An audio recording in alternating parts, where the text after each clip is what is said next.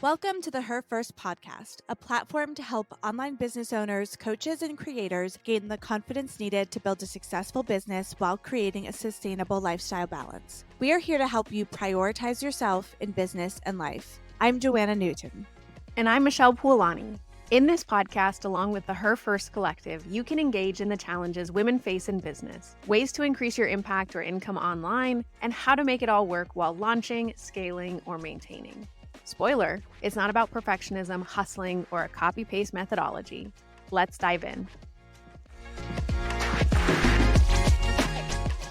In today's episode, we're going to talk all about finding your best fit clients, how to go through a sales process, actually make sure you're finding clients that are the right fit for you and your business. This idea is so important because I know when you leave a 9 to 5 or you have a side hustle and you go to work for yourself, it can be really easy to just go from having, one boss to like 10 bosses and have your clients actually rule your life. But your goal here as a business owner, as a service provider, as someone who's working with clients specifically, is to find people who are the right fit for you. So we're going to talk a lot about like your mindset that you need to have while you're working to find those clients.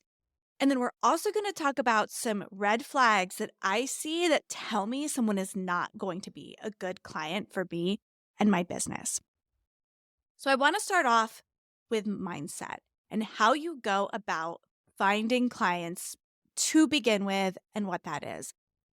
The first thing that I know in myself makes me make bad decisions in a sales process is when I am desperate for money. If I'm doing interviews and going through that process, if all I'm thinking about is my bottom line and like if I don't make this sale, I'm not going to be successful. That's when I know things are going to go haywire in a sales conversation because my mindset isn't right. We were just having this conversation about mindset and energy. And there's something to be said about how you show up to a sales call, how you put together the proposal, how you're even connecting with those people in the first place. What energetically are you drawing into you? How are you showing up and how is that being received? And therefore, how are you attracting the audience, the community, or the clients that you're hoping to connect with on a deeper, more intimate level when it comes to working with them or getting them to convert into your digital product, your course, your membership, your group program, or again, one-to-one services. The way in which we're being is going to dictate that in a big way. And it's not something that I considered when I was first launching my business. I was just like, okay, well, I'm a practitioner. I do this fitness thing really well. And I want to have a more comfortable, more free lifestyle in order to move about the world and just kind of like regulate my own schedule, not have to rely on classes or studios or being told how much I'm going to make by teaching and actually offering the service that I was doing. So that's what really brought me to the online space. But I didn't think critically about how I was really showing up in that content creation, in your digital products and everything that you're putting out into the world. Energetically, how we show up is going to be what's received or perceived by someone. And that can turn people off. It can draw people to you, or it can just kind of make them feel potentially uncomfortable with the sale.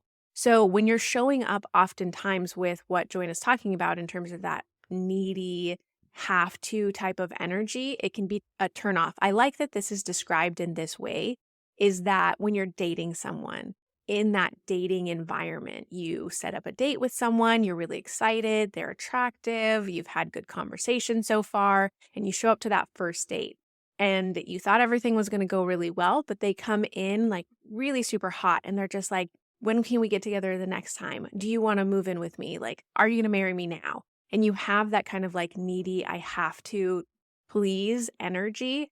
It can be a turnoff. And so thinking similarly about how you're approaching your sales conversations and how you're pitching clients. And so we're going to get into what that means when you're aligning your niche and designing and thinking about what that ideal client is going to look like for you, what that means when you're having the conversations, like Joanna mentioned, red flags to look out for when it comes to, hey, you've started talking with a client and before you've even signed the contract, these are the things that are coming out, things to look out for as a freelancer, as a coach, as a service provider, especially in the online space. Yeah, and that mindset is going to set up so much about the relationship. One, it's going to depend on whether you get that sale or not. It's going to depend on how that whole client relationship goes. And if you think about the fact, if you're going into your sales conversations just desperate to close, desperate to get the money, the final sale, you will probably be more likely to go lower than you want to price wise, maybe even in a way that's not good for your business, not profitable for your business. You'll offer them whatever they need to make that sale, whether you actually want to offer those services or products. You'll be like, oh, I do that. You know what I mean? Like that's something I do. Even if it's something you don't want to do, you'll say yes just to close that sale.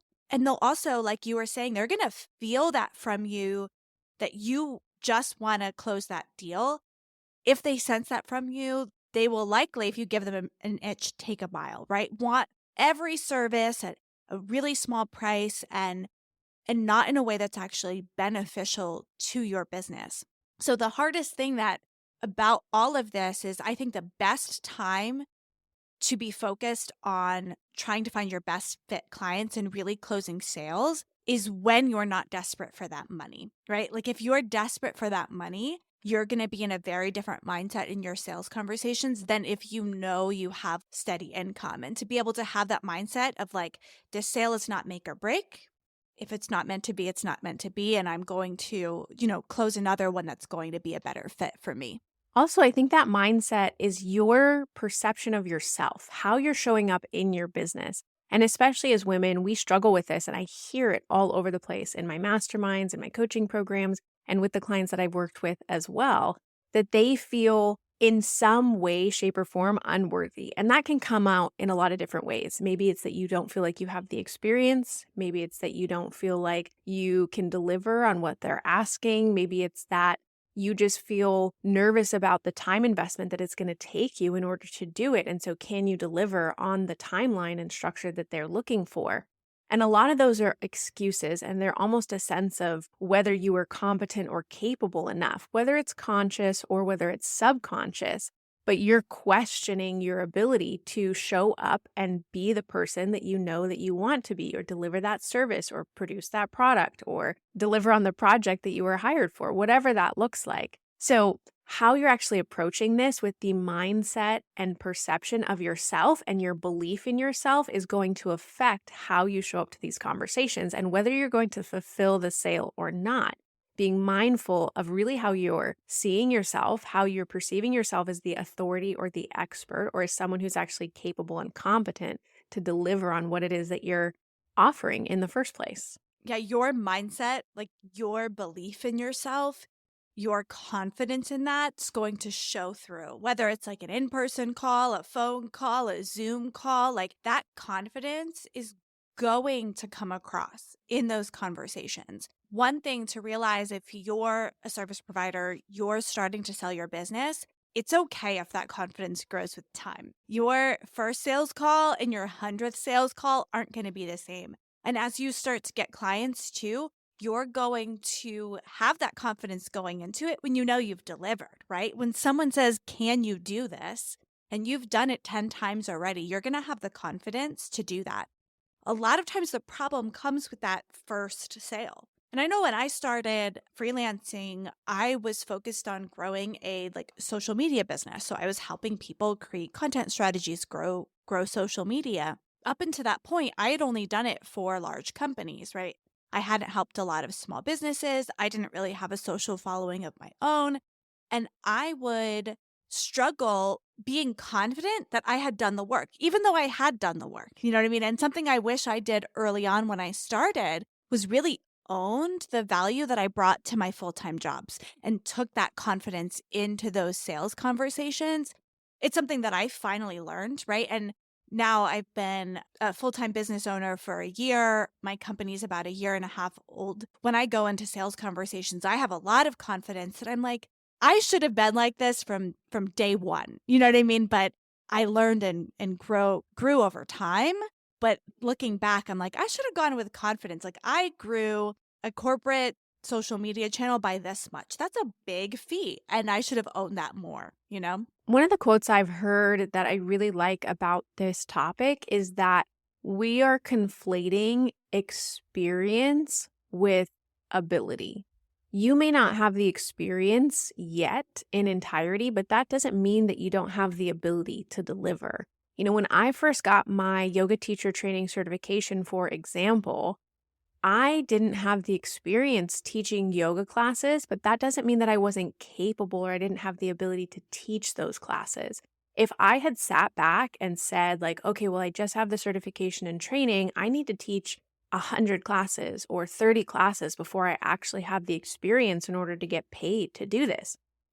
That would have taken me a long time, and I probably would have pushed it back and pushed it back and pushed it back. Instead, right when I got back from my teacher training, I set up the audition at my studio to teach. I taught that class and I started getting paid to teach right away. And I did workshops and one on ones and teaching larger classes. And of course, my career expanded and grew from there.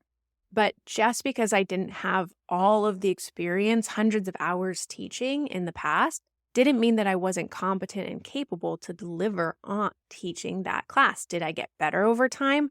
Absolutely, as you should intend to do. But knowing and having that perception and belief system within yourself that you can deliver on whatever it is that you're doing, or that you're going to figure it out along the way. Because a lot of times it's also okay to not know everything from the get go, depending on especially what you're freelancing or coaching in. They always say with coaching that you just need to be a little bit ahead of your clients.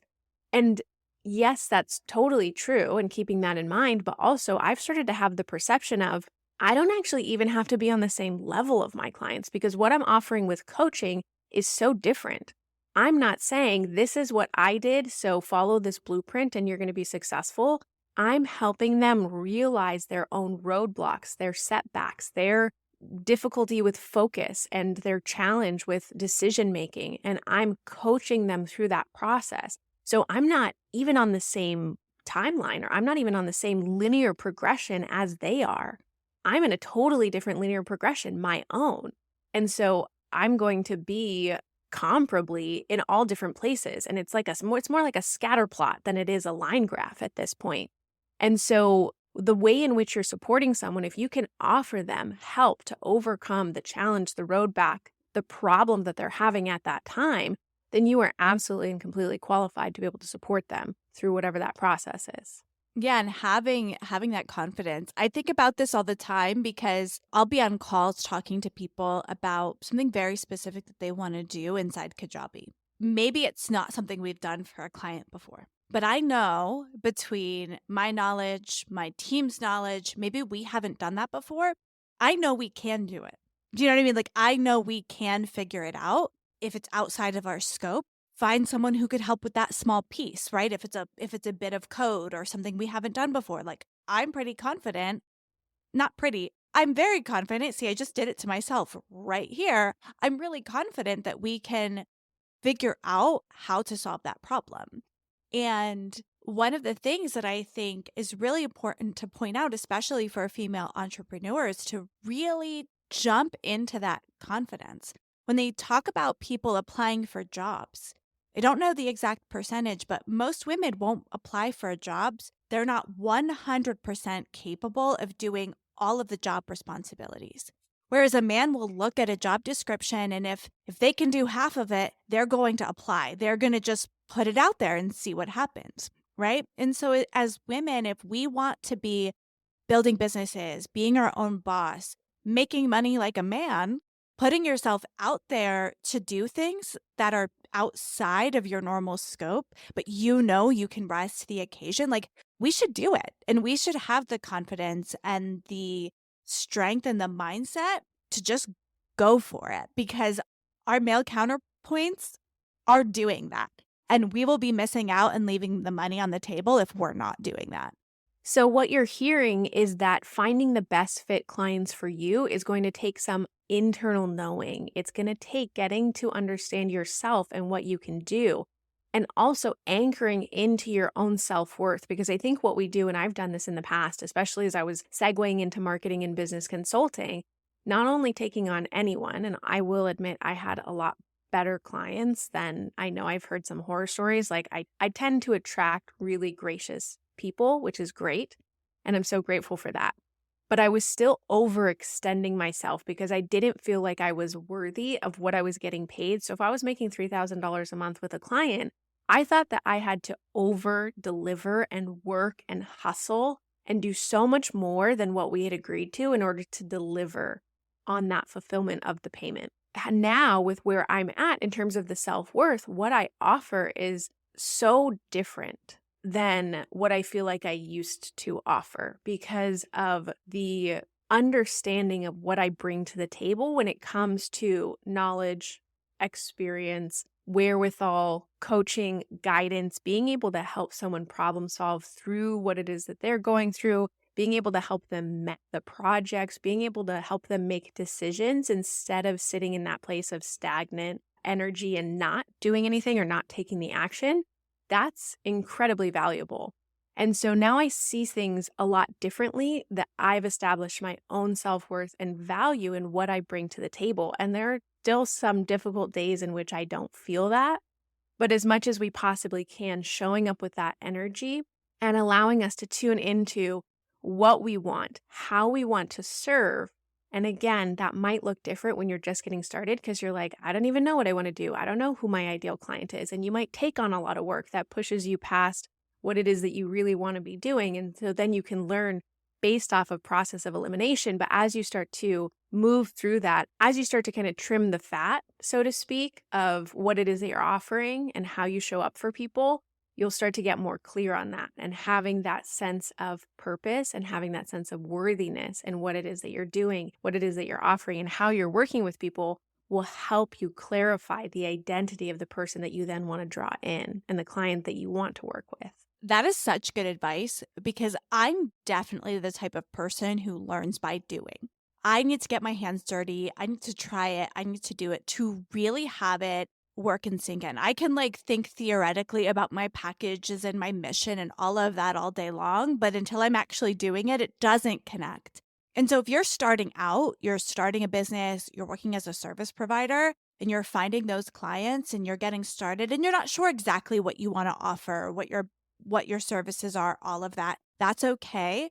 I highly recommend in the early stages to not sign any long-term contracts. Do a single project or, work on something for a month. While like a year-long monthly retainer contract can be very tempting, if you undersell yourself on that really early, then you have a client for an entire year that doesn't fit the mission of what you want to do, isn't in a pricing range that works for you. So if you want to play and try and just try things out to figure out what your core offerings are, you can go low cost and go short term and like figure it out. Then when you figure it out, you can build up that robust suite of services. And I think that's a really key piece of this when you're going out to find your best fit clients. This might take time, but you have to understand your core values. What are your services? What is it that you want to be doing? Because sometimes you should get into a sales conversation and be like, I don't actually offer any of the services you need. Here's a recommendation for somebody else. Or, sorry, this isn't the right fit. And that's okay because here's a really good example of this. Right now, me and my company, we don't offer paid ads. It's not what we're focused on. We don't have someone dedicated to it. Could we do it? Yes. Do we have people on our team that have run successful ad campaigns? Yes. We don't have a system for it. We don't have like a person dedicated to it. So we're not doing it right now. So when our clients come to us and they say, like a repeat client, could you run ads for me? We say no. And that's okay. It can feel like, oh, I want that money, but it would be so much of my time to figure out those contracts since we don't have a system. And we're just not ready to expand in that yet. We may someday, but that's not what we're offering today. And that's okay, right? So sitting down and thinking about your mission, your values, understanding what it is you actually want to offer and do is so important. And I'll tell you that that helps so much when you're in those sales conversations, because when you can say, this is what I do, and that connects with that client, that's what they need, they see it. If you're going to be early on, when I was selling myself as like a social media consultant, I saw myself as a jack of all trades. I help anyone with social media. And I don't think that connected as much than if I help Now, if I do social media, I only help course creators who are educating people on something. That's the only kind of social media I support with. That actually gets, even though it's more narrow, it gets me more clients because they see the connection between what I offer and what they do. That's getting really clear and specific on the niche and who you offer. And I know it's not easy because I still struggle this on a daily basis. And sometimes I'll make the decision, okay, this is who I'm truly focused on. These are the types of people that I'm going to work with.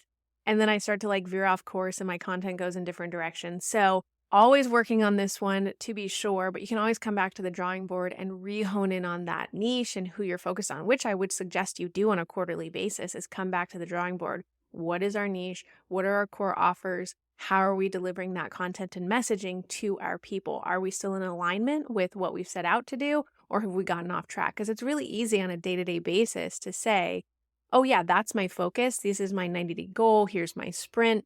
And then each day you get a little bit further away, a little bit further away because there are other tasks, there are the things calling at you, and you're going to get distracted. So, one of the things I want to point out with mindset and intention of finding those best fit clients and attracting those people to you is also separating between your emotional and kind of rational capacity here.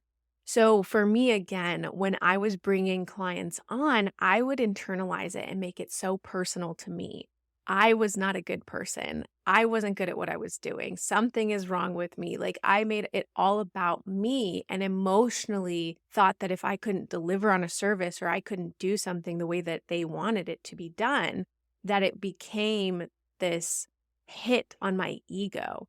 And that shouldn't have been what was taking place. I should have looked at the situation more rationally and said, okay, this is what I was able to do. I had success in these places, and maybe we could improve in these other ways, but we're going to work on that. We're going to work on that together instead of, again, internalizing it and making it more of that emotional reaction of, oh my gosh, like now I'm fearful, or that people pleasing side of me is coming out. And so I didn't do it the exact way that they wanted me to do it. And now that's saying something about who I am as a person and the type of service that I offer, and not really.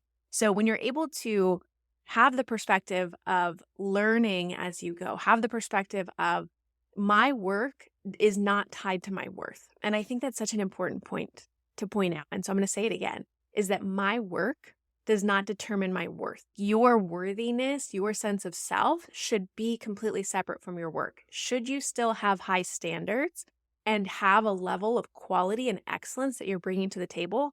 Absolutely. Have those standards, meet those goals, deliver impeccable work, but do not tie it to your worthiness because it'll always be dissatisfying. You're always going to feel like, oh, that wasn't good enough, or oh, it should have been done this way, or no, it's not done yet. Or if someone doesn't like something, what does that say about you and your worthiness?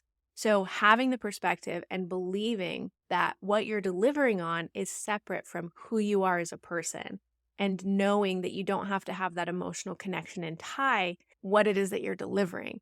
And again, that'll help you in this alignment with the clients who are going to be the best to work with for you overall when you can set those standards and when you can have that discernment. Yeah, and you have to remember in this process that you're building your business. You've started your own business for some sort of reason. Likely, you want to be your own boss. You want freedom to live the life that you want to live. You want to work on projects that are exciting to you. And if you're in those sales conversations and your only goal is, I want to win this deal, I'm going to say what I need to say, be the person that I should be to close this deal, you might just be actually setting yourself up for misery. If I know my core values, what I offer, how I want to price, who I am, and I show up like that in a sales conversation and that doesn't gel with someone, then they're not right to work with me. And that is 100% okay. It doesn't mean I'm not talented. It doesn't mean I'm not capable. It doesn't mean that someone else wouldn't love working with me. It's just not right fit in that case. And I hope that person I talk to finds the right person for them, finds the person they're going to connect with that's going to help them with their business. Again, taking out that connection to your worth just because that's not the right pairing doesn't mean you're not worthy, doesn't mean you're not capable, doesn't mean you not deserving of that contract. It's just not the right fit. And that can really help you get out of that desperation mindset when you're in sales. Because if you never get on a sales call where a few minutes in, you're like, oh, this isn't quite right, you don't know enough about yourself. Because sometimes I get on a call and I'm like, oh, this is just not, they need a different type of person. And that's like 100% okay. And it really isn't serving you in the long run. So if you have the vision of longevity within your business, which I hope that you do, then getting that short-term win and having that money coming in the door, which I will not discredit, that is important.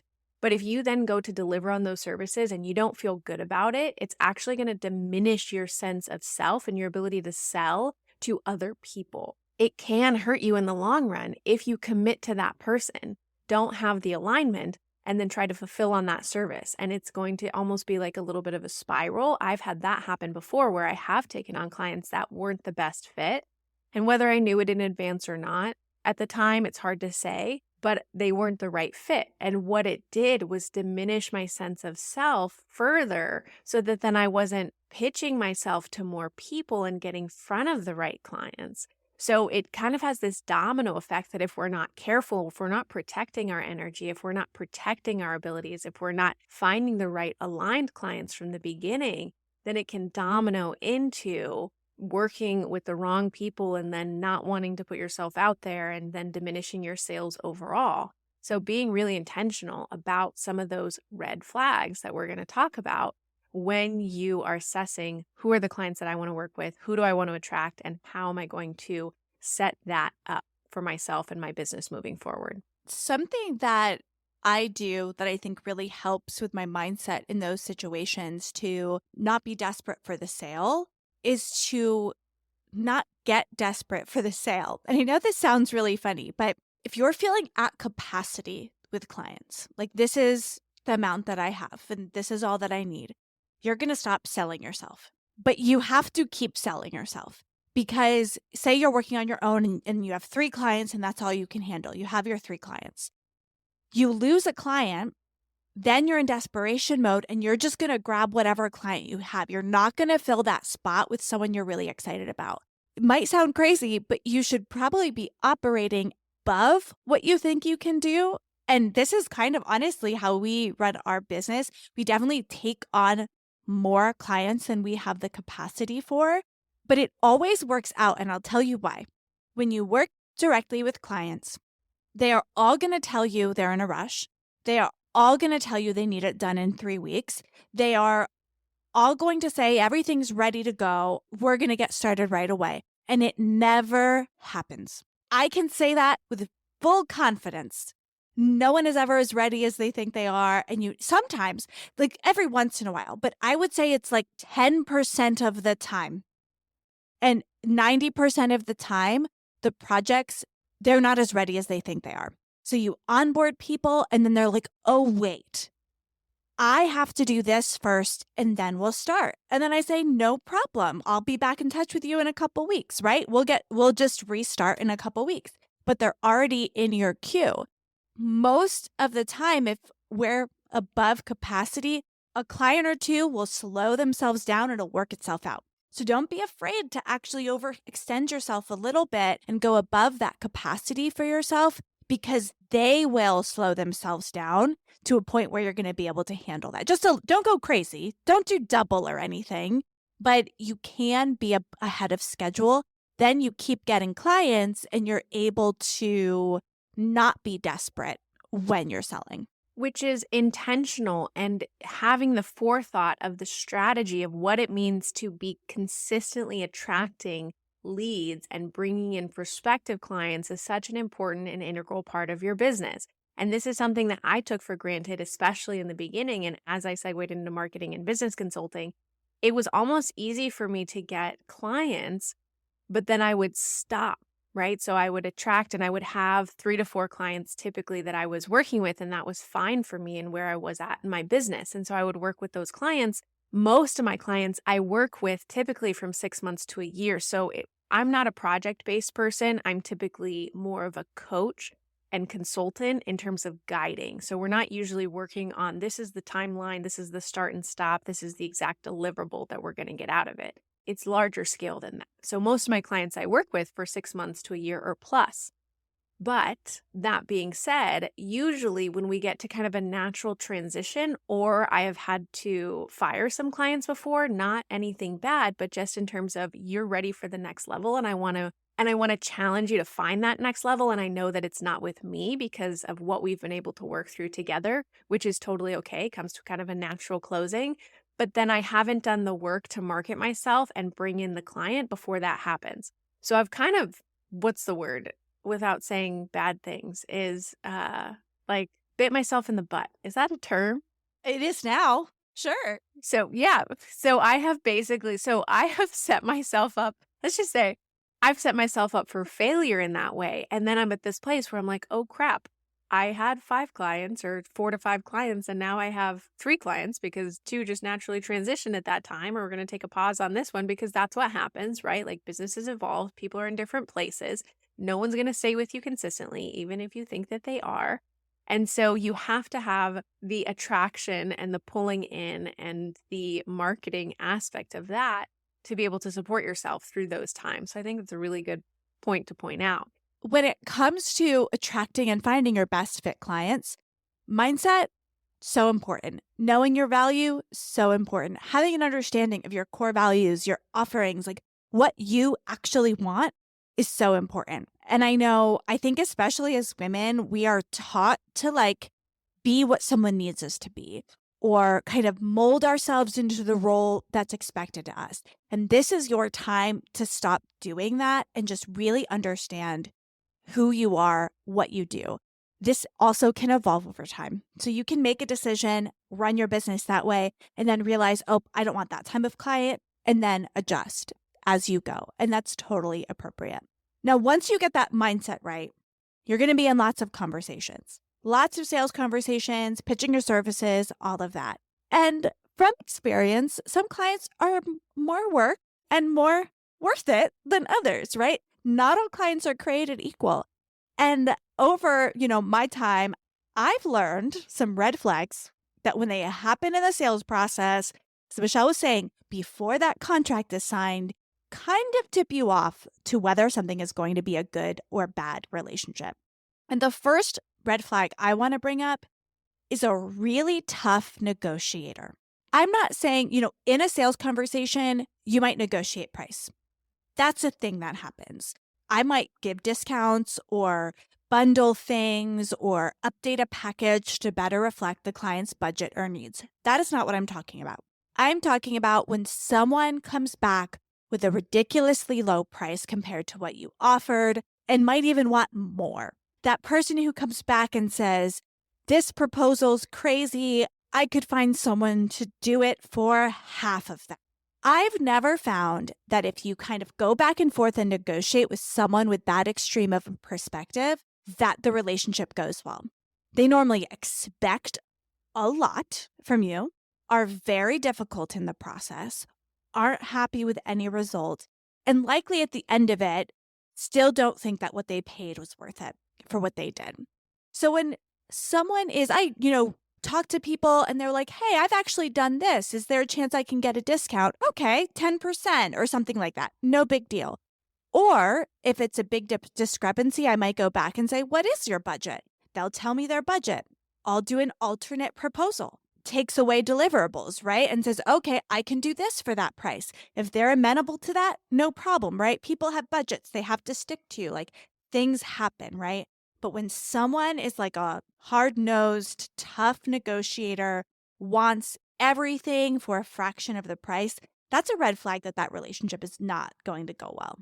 Which is also surprising because your services are incredibly reasonable. And we've talked about what it is that you offer and the price point at which you offer them for. And if anyone is looking for done with or done for you services within Kajabi, like you guys are an incredible resource who has now a ton of clients under their belt, lots of experience and testimonials to demonstrate that success. I completely agree. I have worked with one specific client that's coming to mind that we did a lot of really great things together, but it was a challenge. And I will say, like, clients will really take it out of you sometimes. I don't know if you've had this experience before, Joanna, but it really makes you question what it is that you're doing and how you're showing up. And these are the types of clients you want to try to avoid or know that you can end the relationship as well because they're going to suck the life and energy out of you and they're going to make you question your very sense of self. And I don't know how they do it, but I think it's just the leadership quality that they have. It's the type of person that they are. It's the type of business that they're running. I'm not sure, but it just shows up in how they take it out on their team or how they take it on out on who they've hired and how they're working with people. And so there are clients out there that are red flag clients. And I've had that same experience of wanting to know every single thing in terms of being a part of it. And after you've already even given a detailed outline proposal, pages, and things like that, they still have more questions and they're unsure and they're looking for more things. And it's not to say that people shouldn't be discerning of who they hire, because I've also made bad hires before of different service providers. But there's something to that demand. And I will actually call myself out here and say that when I have been over exacting and demanding before the contract has been signed, I don't get as good of results because I'm almost micromanaging the situation. I think the important thing is to find the service provider or be the service provider that you know is going to do a really good job, have the same ethics, the moral compass, like feel in alignment in that way energetically, having their past experience be a good tip off to what it is that they've been able to successfully fulfill in the past. But when I have tried to over control situations as a client, if I was hiring millennial marketer, for example, if I was trying to overly control the situation and make those small demands and those tweaks and was really fixated on the details and hyper overactive with communication, I'm not letting that person do their job. And at some point, we need to be able to let go. And I know that our higher level entrepreneurs, 6, 7 figure business owners, are often releasing that control and they are trusting in the team or the service provider or the agency that they've hired to do their job well. Now, if they're not doing their job well, that's a totally different conversation. Being in that place of like figuring out the fit is there needs to be trust and there needs to be releasing of that detail oriented micromanaging. So if someone does come back with that, and yeah, of course, you could totally find it for half. You could probably find it for $6 an hour because we work in the online space and you can totally outsource to the Philippines or any other location where you can find a really cheap VA. Absolutely. I've hired those people before. Do they deliver the quality of work that I'm looking for or have the strategy mindset of what I've needed support for in my business? No. Can they support you with other tasks? Yeah, definitely.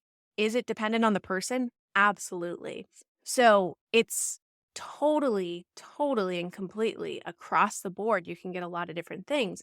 But if they feel like they can get it for less elsewhere, send them elsewhere because it's not worth it to deal with that type of energy and also lower the value that you're bringing. That client is going to be more work, more of a drain, more energy sucking and take your bandwidth than it's ever going to be worth in the long Yep. run. Yeah, and this is where that mindset kicks in, right? If you know your value, you're not going to do that job for half. You're just not. I'll also add this isn't mindset, but like if you know your numbers, you also realize you can't do that. An individual client takes a certain amount of work no matter what, right? Because there's onboarding, there's systems they're involved in, there's time in your team meetings. There's a certain amount of work that goes into every client, whether it's a big project, a small client project, short term or long term. There just is. So when you're thinking about that, and if you're doing one project for them and you're slashing your prices, there might not be any profit in it. If there's no profit, you can't pay yourself. So why did you do that work? Like you're just spinning around in circles and it's actually not worth it. And you're like, wow, that wasn't worth it. And then if you add the truth is, sometimes I will take a deal that I realize might not be profitable for my company, but I know it'll like pay for itself under a couple conditions. I think they might be a good long-term client, so maybe it makes sense. Or I want to learn how to do that, and I'm using this as a trial case to learn how to do that, and then I can sell it the same thing to somebody else. Like, I'm not saying there's not cases where you don't make a lot of money on a client. What I'm saying is, if you know your numbers, you will not let yourself go too low to a point where you're not actually seeing that profit unless there's another benefit. It's really tough. You want to say yes, you want the money, but you have to find the people that are going to appreciate the work. I think another big red flag I see is if in the sales process they don't respect your boundaries, they aren't going to respect your boundaries working with them. And remember, you're a contractor. You're not a full-time employee, right? So you set the rules and the stage for how you engage. So if you want to book a call with them and you want them to click the link in your calendar to book that call, if that's your process and they like refuse to click the link and pick a time, that might not be the right person with you. They can't follow that simple direction and that simple thing. You say, oh, pick a time with me on my calendar, and they refuse to do it. That might be a red flag. If you are working it over email and you want to go over email, but they insist on texting you when you want to communicate in email, that might be a red flag. And I'm not saying when you have a client, you might work together on your communication style. That's a very different thing if someone's doing that, especially if it's like high ticket, like white glove service type of thing. Maybe you do text them, right? I'm not saying you don't text them. I'm saying you have the right to set boundaries and set the rules for the communication. And if they just completely don't listen to it at all, that's a red flag. Yeah, also time frames, right? If they're connecting with you on a weekend or evening in your time zone and they know that you're not working at those times or probably shouldn't be working at those times, but they continue to kind of push that boundary, I think paying attention to those boundaries and those, like you said, red flags early on of how they're actually going to continue to engage with you when you're working together. Do not think that, oh, this is just for now until we get the contract signed and then everything will change. People don't change. It's like a relationship partner. Like whoever you're dating is going to be who you marry. So make sure that you are okay with however they're acting and the way that they're being. Yes, of course, we're going to evolve. That's a totally different conversation. You've got to ensure that that person is the right fit from the beginning and that you can feel that, and you can assess that. If anything starts to give you that like feeling, it's probably, a little bit of a red flag within you to listen to that intuition, to listen to that gut and potentially not move forward or clarify it right from the beginning and let them know these are my working hours. If we continue to move forward, I would appreciate the respect of being within that time frame, or Mhm. I only answer emails within this time frame, or I only respond to this type of communication within the time frame, and setting that boundary, which also, by the way, comes from self-worth, self-respect, and the confidence in what you do so that you can deliver on that.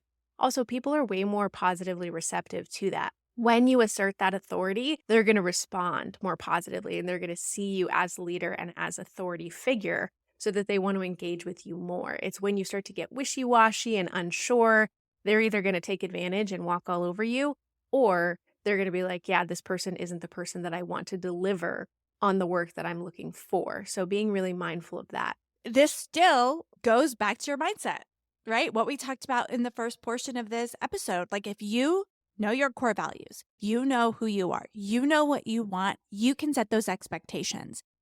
And you're your own business owner. They do not have to follow a normal company's mindset. If you like taking weekend calls because you like to, then take the weekend calls, right? Like, that's your call. If you like evening calls, or like, you set the schedule, the boundaries, the things that you want.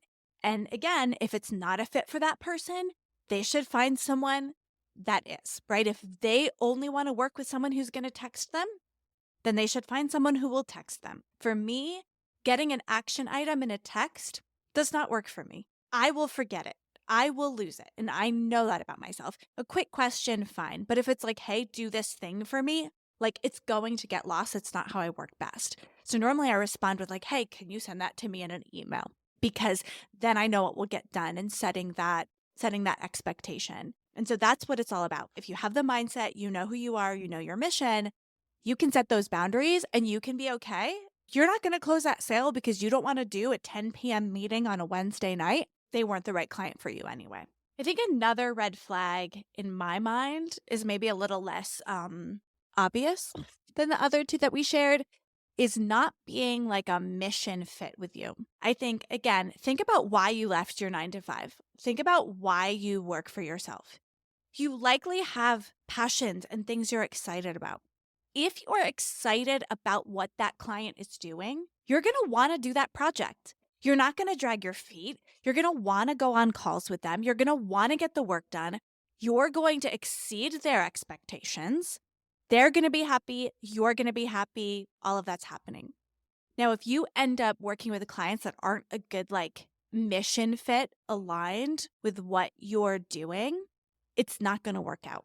Now, for some kinds of services, it will. Like, as an example, I could have my team build a single sales page for a type of client's business that I'm not super excited about. That's totally fine. But if you're doing that ongoing coaching, strategy, day in, day out stuff with someone, you need to be aligned from like a mission perspective. You need to believe in what they're doing. You need to believe in them, and you need to have that type of relationship. Can you do one-off projects? Totally, right? If they're quick things that are easy and all of that. But if you're going to be meeting with these people for months, for a year, for 6 months, you want to make sure you like really align together.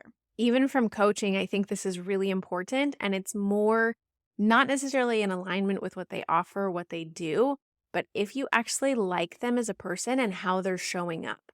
Super important. I have brought on clients that are complainers, whiners, just kind of defeatist, status quo mentality. I do not work, nor do I serve those type of clients well. Not that they're bad people. We love them. They're great people. They just have to take that somewhere else because it's not the type of energy that I respond well to. And I'm not going to be the best coach for them because I'm not that nurturing and loving and supportive in that way. I'm a little bit more cutthroat and I'm a little bit more intentional about the way that I work with people when it comes to challenging them and reflecting what it is that they're going through to them so that they can see themselves a little bit more clearly, which means sometimes being more honest, being more in your face. Hey, I know that you're talking about this thing that you're trying to do. Did you realize that this is all the ways in which you're self-sabotaging? Oh, I didn't realize that. Okay, great. Now, how can we move past that? So, with my clients and what I like to do, I like to get in. I like to do the work. I like to face the things. I want to do it with good energy. And that doesn't mean all of my clients cry with me. I've never not had a client who hasn't cried on a call with me. And that's okay. That's a totally different situation, right? Emotions are coming up through a lot of the stuff that we do. But when the client is bringing things to you or living life in a way that you don't necessarily align with, it's probably not going to be a good fit. And the way that they're showing up to the calls is going to impact you. It's going to impact your ability to coach. I think that what's coming to mind for me with this is the more that we can authentically show up as ourselves and be vulnerable about who we are in our marketing, in our messaging, in the positioning of our offers, the sales of our services, the better we're going to find and magnetize the clients who are aligned to us and are the best fit.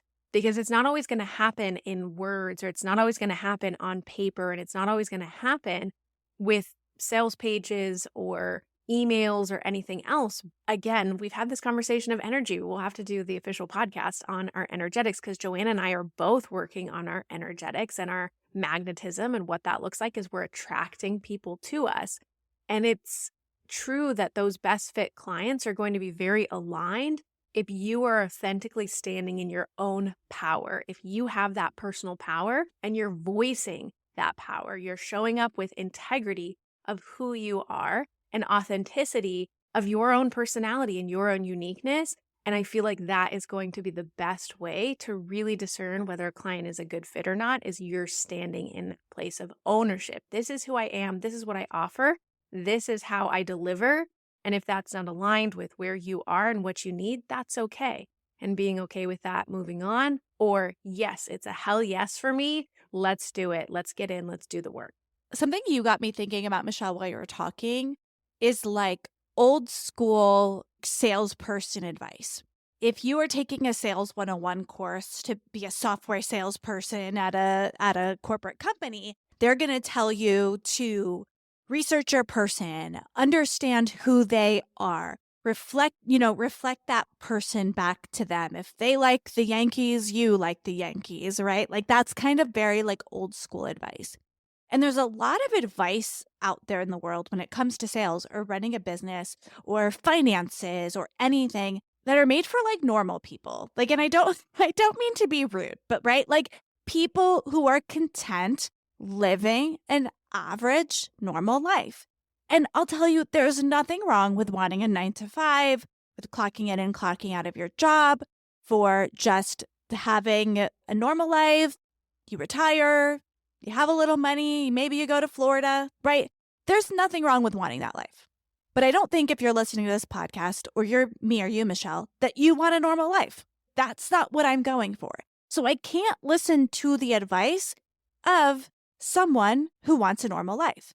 So, right, that old school advice of reflect that person back to them, be that. No, I want people who want me, the expert, who I am, what I come with, my personality, my directness.